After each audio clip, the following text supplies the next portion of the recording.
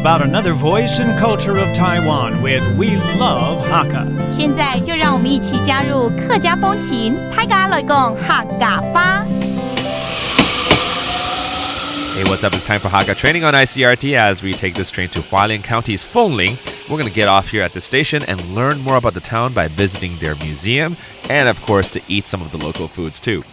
今天要带大家坐火车到花莲县的凤林，那要了解当地的历史啊、文化，我觉得最快的就是去它的文物馆。那当然在这边也要品尝他们的小吃喽。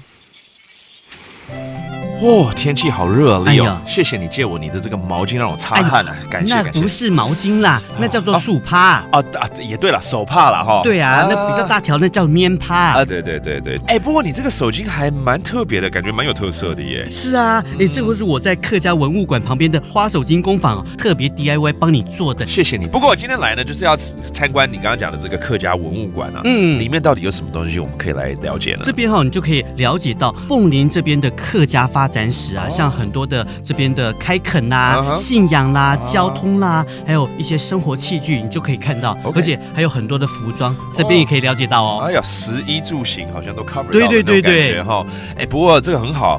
不讲一讲，我现在比较想要吃喝玩乐了啊！又要吃东西了，是不是？因为想要吃东西，然后买点吃的回去啊，有什么可以介绍？好了，我帮你介绍一下哈。来到凤林这边的游客呢，必定会买的3样东西，那就是腊肉、花生跟剥皮辣椒。哎呀，我感觉都蛮喜欢的，这等于是凤林三宝一样啊哈。没错啊，有肉、花生好吃，香喷喷啊，都好。